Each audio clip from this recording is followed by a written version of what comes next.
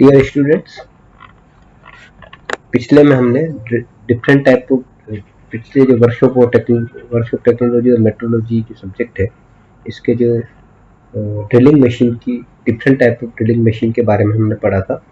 इस बार हम इस लेक्चर में इस ड्रिलिंग मशीन में कौन कौन से टूल्स हम यूज लेते हैं, उन टूल्स के बारे में हम देखेंगे। ठीक है, तो शुरू करते हैं अपन।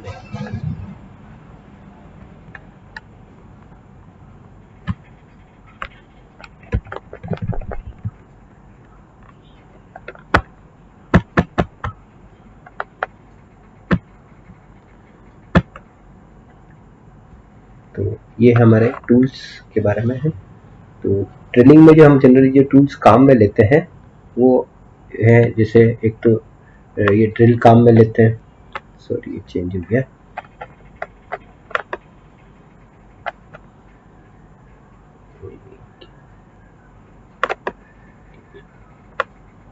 ये ड्रिलिंग बिट काम में लेते हैं, रीमिंग टूल काम में लेते हैं, बोरिंग टूल काम में लेते हैं, काउंटर बोरिंग टूल काम में लेते हैं, काउंटर सिंकिंग लेते हैं, स्पॉट फ्रेशिंग लेते हैं, टेपिंग टूल लेते हैं, लेपिंग लेते हैं और रिपेनिंग।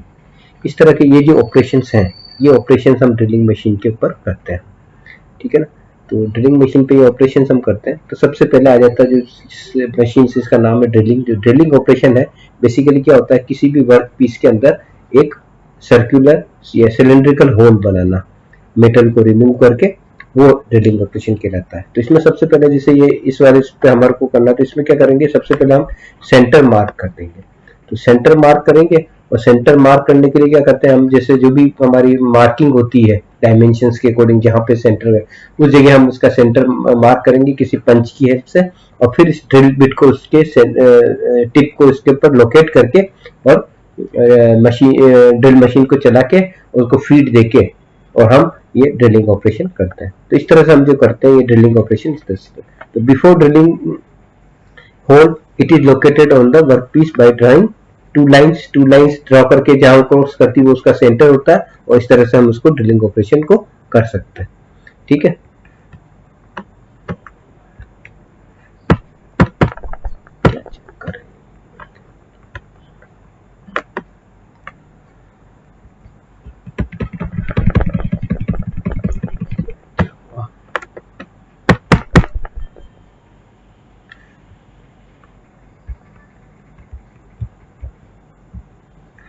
फिर आता है रीमिंग ऑपरेशन। तो रीमिंग ऑपरेशन में क्या है कि it is accurate way of resizing finished hole. Already अपन ने कोई होल्ड किया हुआ है, तो जनरली ये ड्रिलिंग में जो हम होल्ड करते हैं वो बिल्कुल एक्यूरेट साइज से नहीं, थोड़े छोटी साइज से करते हैं। फिर इसको बिल्कुल एक्यूरेट साइज करने के लिए हम क्या रीमिंग ऑपरेशन काम में लेते हैं। तो रीमिंग ऑपरेशन के लिए जो टूल काम में लेते हैं वो ये इस तरह से रीमर होते हैं। ये क्या ऑलरेडी जो होल ड्रिल किया हुआ है उस पर हम वापस उसी पे हम इसको करते हैं, तो जिससे बिल्कुल ये क्या बिल्कुल एक्यूरेट जिस साइज का रीमर है उसी साइज का वो होल बन जाता है। ठीक है ना, फिर आता है बोरिंग। तो बोरिंग जो है, बोरिंग टूल में क्या होता है कि जो ऑलरेडी जो होल किया हुआ होता है उसको एनलार्ज करने का काम, जैसे ये होल किया हुआ तो इसको और एनलार्ज करने का जो काम है वो हम बोरिंग टूल में करते हैं। तो इस तरह से इसको कर सकते हैं। फिर आता है काउंटर बोरिंग। काउंटर बोरिंग में क्या होता है कि जैसे ये एक होल किया हुआ है, उसके ऊपर का कुछ पार्ट को हम इसको सेंट्रिकल को एक्सियल इसी से एक्सिस से मिलाते हुए और इसको हम मतलब बड़ा कर देते हैं, बड़ा होल बनाते हैं ऊपर की तरफ। जैसे ये आप यहाँ देख रहे होंगे, ये बाहर होल है और इसी को एक्सियल अंदर होल, अंदर वाला ये होल पूरा थ्रू अपन ने पहले कर दिया और फिर इसी को एक्सियल हमने ये बड़ा होल कर दिया। तो इस तरह के ऑपरेशन को हम मतलब ये काउंटर बोरिंग कहते हैं। और काउंटर बोरिंग के टूल्स इस तरह के काम में ले जाते हैं। ये तो इसके सेंटर को मैच कर देगा और ये इसकी साइज को मिला देगा। तो इस तरह से ये काम में लेते हैं। ये आप काउंटर बोरिंग के टूल्स इस तरह से दिख जाएंगे। ये काउंटर बोरिंग के ये वाला टूल है। अभी देखो ये इसकी सरफेस है, यहाँ पे ये अलग दिखेगा और यहाँ पे ये, तो ये जो इसकी जो काउंटर बोरिंग से इस तरह से काउंटर बोरिंग से हम इसको बड़ा होल कर सकते हैं। ठीक है, फिर आता है next countersinking. Counter boring में तो हम क्या बिल्कुल उसी साइज का एक बड़ा होल कर देते हैं, लेकिन काउंटर सिंकिंग में हम क्या उस होल को कोएक्सियल रखते हुए वहां पे हम एक तरह से ग्रुप कोनिकल शेप में उसको बना देते हैं। ये जैसे ये कोनिकल शेप में इसको बनाया हुआ है, इसको कोनिकल शेप में ये बनाया हुआ है, आप यहाँ देखेंगे तो ये कोनिकल शेप में पूरा है यहाँ पे, ठीक है।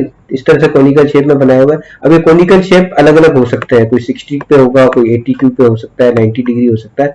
ये जनरली क्या हम करते हैं कि जो स्क्रू जो है लगाते हैं तो उन स्क्रू के हेड इसके अंदर आ जाए और बाहर की सरफेस में वो स्क्रू हेड जो इसके अंदर आ जाए और बाहर की सरफेस पे स्क्रू नजर नहीं आए, उसके लिए हम जनरली काम में लेते हैं। और ये है काउंटर बोरिंग का टूल है, ये काउंटर बोरिंग का टूल ये काम में लेते हैं। तो इस तरह से ये है, ये काउंट, तो इसको कहते हैं काउंटर सिंकिंग ऑपरेशन, ठीक है। ये जो मैंने बताया रीमिंग, काउंटर बोरिंग या काउंटर सिंकिंग, इनमें जनरली स्पीड जो नॉर्मल ड्रिलिंग ऑपरेशन होता है उससे लगभग 50% या 25% स्पीड काम में देते हैं। तो इस तरह से इसको लेते हैं।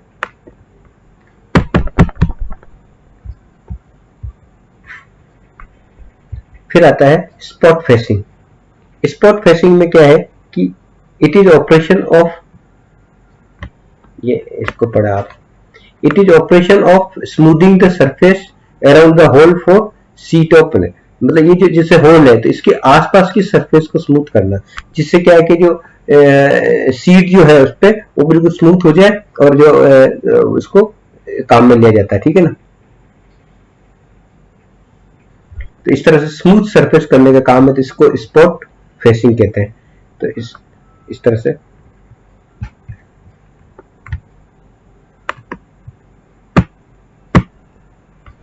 फिर आता है टेपिंग। टेपिंग ऑपरेशन जैसे कि आप लोगों ने फर्स्ट ईयर में भी किया होगा। इसमें हम क्या करते हैं, ऑलरेडी जो ड्रिल किया हुआ होल है या जैसे अपन ने बिल्कुल एग्जैक्ट रीमिंग से बिल्कुल एग्जैक्ट साइज का उसको बना दिया है, उसके बाद उसके अंदर थ्रेड्स डालना, उसको थ्रेड्स डालते हैं। तो उसके लिए इस तरह से टेप जो होती है हमारे पास, टेपिंग टूल होता है, ये टेपिंग टूल, ये टेपिंग टूल है। तो इस टेपिंग टूल को हम उसमें घुमाते हैं तो इस तरह से इसके अंदर की तरफ इंटरनल थ्रेड्स बन जाते हैं। तो ये अलग अलग होते हैं, पहले इनिशियल होता है, फिर मीडियम होता है, इंटरमीडिएट होता है और फिर फिनिशिंग थ्रेडिंग टूल होता है। तो ये 3 तरह के थ्रेड एक साथ काम में लेके उनमें थ्रेडिंग की जाती है, ठीक है।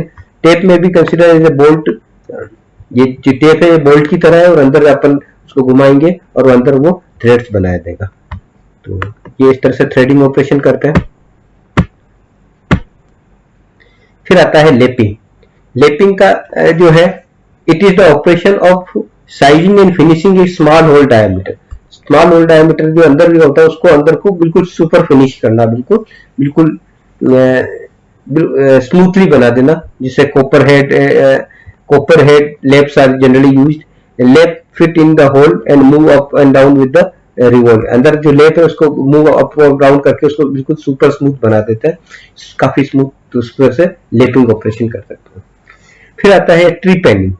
ट्री पेनिंग जैसे कि ना ये है, इसमें क्या करते हैं, जैसे बहुत बड़ी साइज का अगर होल हो, जैसे मैं थोड़ा सा डायग्राम से बना देता हूँ आपको, कि जैसे ये आपका बहुत बड़ा होल इतना बनाना है, तो अब हम क्या करेंगे, अगर इतना करेंगे तो इतना सारा मटेरियल वेस्ट होगा। तो हम क्या करते हैं कि इसमें इस तरह से ड्रिल करते हैं कि ये इतना मटेरियल ये पूरा इतना ही रिमूव हो। तो क्या ये जो बीच का जो मटेरियल ये सेफ हो जाएगा, ये हम किसी और काम में ले सकते हैं और एक होल इतना बड़ा हो जाएगा। तो जैसे ये आप ये देख लो, ये इसका ट्रिपेनिंग का टूल है। इस ट्रिपेनिंग से घुमाएंगे तो जो बीच का जो मटेरियल है वो हमारे सेफ बच जाएगा। जैसे इसमें हमने ये बड़ा होल किया, ये बड़ा होल तो हो गया और इसके अंदर से जो पीस ये बचा हुआ निकला, ये पीस बच्चे के निकल जाएगा ट्रिपेनिंग से। तो इससे क्या है कि मेटल का जो वेस्टेज है वो कम होता है।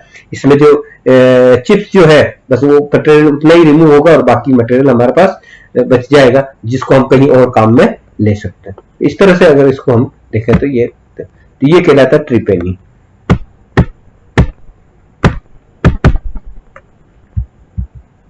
तो ये ट्रिपेनिंग है, ठीक है। अब आता है इस पे जो टूल्स जो हम जनरली काम में लेते हैं वो कौन कौन से होते हैं। मैं इसको मिटा देता हूँ, ये जो बना हुआ है।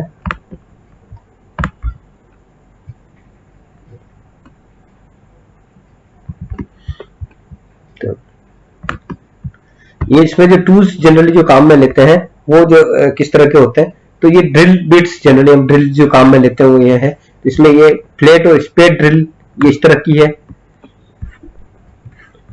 सॉरी आगे तो बढ़ गया।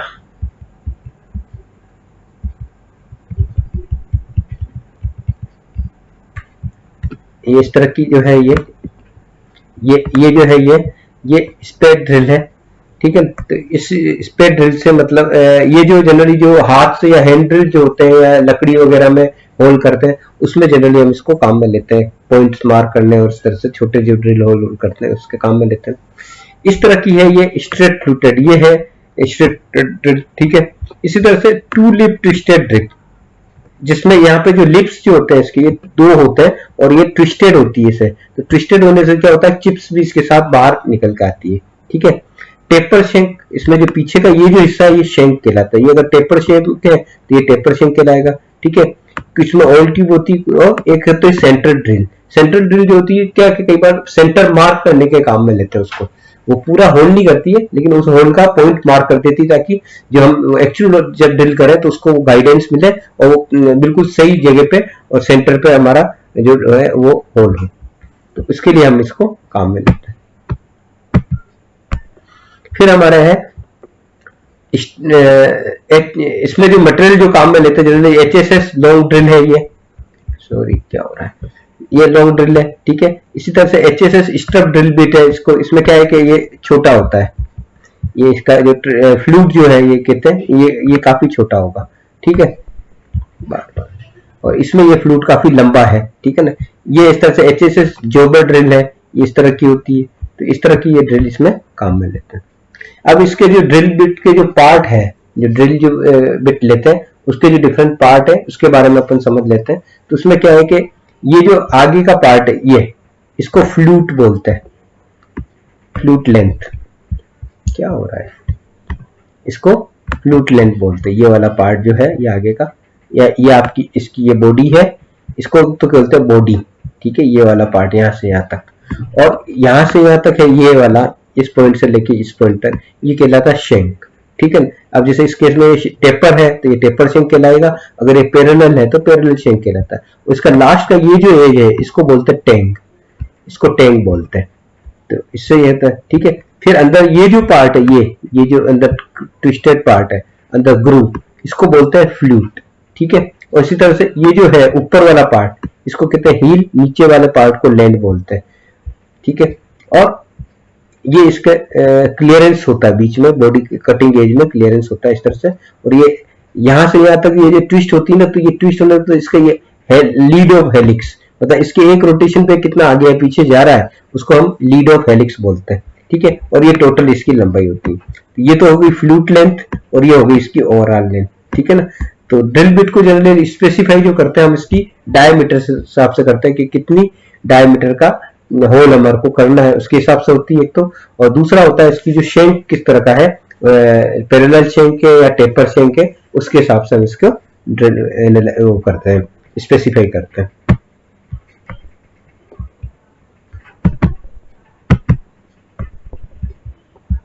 फिर आता है ये इसकी टिप के जो पार्ट है, जो जहां पे जो कटिंग एज होती है वहां पे आप देखोगे तो इस तरह से है, ये जो साइड का ये पार्ट इसके सारे ये दिखाए गए हैं,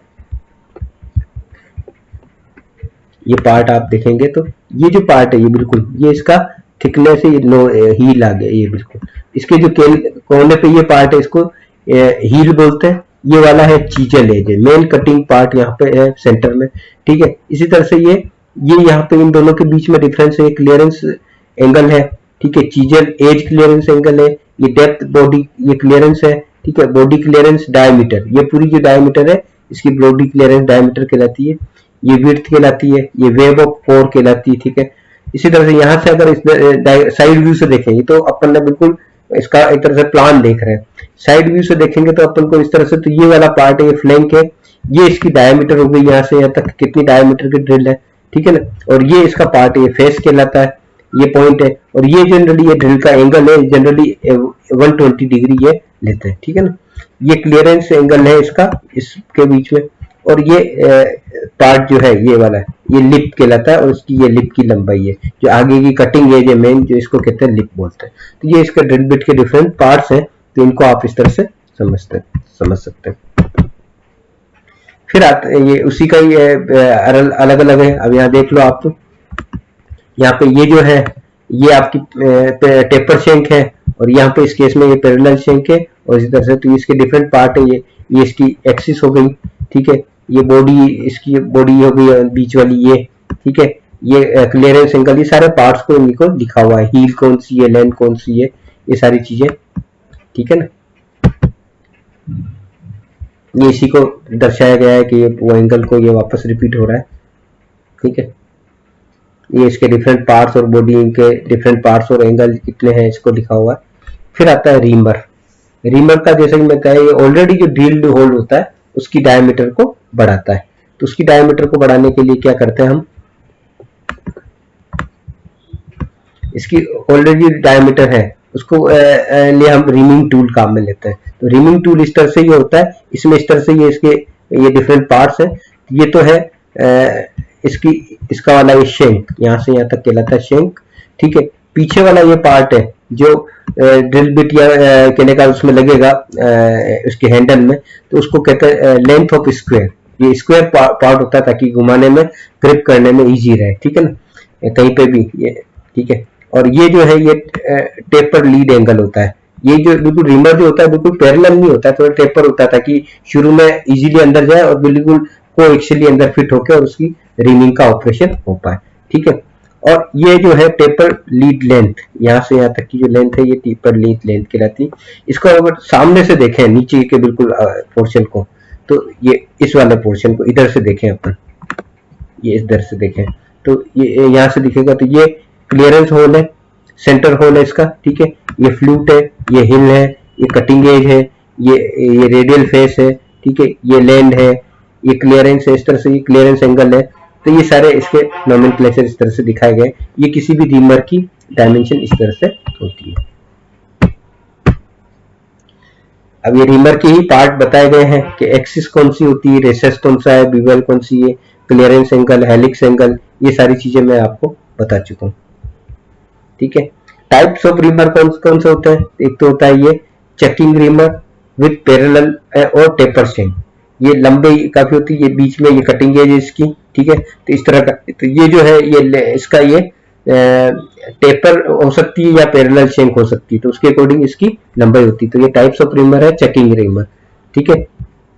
ये चेकिंग रीमर का ही बताया गया है डायमेंशन के, इस तरह का जो होता है इसमें कटिंग एज ये होती है इस तरह से, ये पैरेलल कटिंग एजेस होती है, लेकिन वो इंक्लाइंड होती है, किससे, एक्सिस से इंक्लाइंड होती है, इस तरह से ये होती है, ठीक है ना। फिर आता है machine bridge reamer. Machine bridge reamer में इस तरह से ये जो ये जो इसकी ये कटिंग एजेस होती है इस तरह से बिल्कुल पैरेलल होती है, एक्सिस के भी पैरेलल होती है, तो इस तरह से ये दिखती है, ठीक है ना। और it is used with portable electrical और न्यूमेरिकल टूल्स, न्यूमेटिक टूल्स के साथ में काम में लेते हैं, ठीक है। तो इस तरह से ये होती है। फिर आता है मशीन जिग रीमर। ये मशीन जिग रीमर जो जिग होता है उसके साथ यूज में ली जाती है, और इस तरह से इसकी ये लंबाई काफी इसकी ज्यादा होती है, ठीक है। द शॉर्ट और parallel edges with the bevel length, length जो होती है इसकी ये होती है बीवल लीड, लीड इसकी बीवल मतलब तिरछी होती है, a guide between the cutting edges, and flutes are helical, flutes जो है इस तरह से हेलिकल बने होते हैं यहाँ पे, ठीक है। तो इस तरह से होती है, ये होती है मशीन जिग रीमर, ठीक है।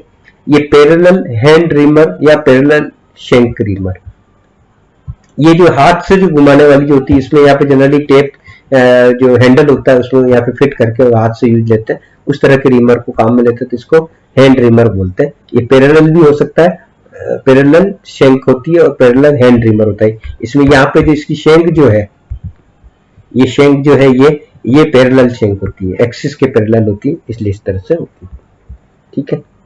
फिर है सॉकेट रीमर। सॉकेट रीमर में आगे का ये पोर्शन इस तरह से टेपर होता है और ये एक्सिस के पैरेलल होता है, तो इस तरह की ये होती है सॉकेट रीमर होती है, ठीक है।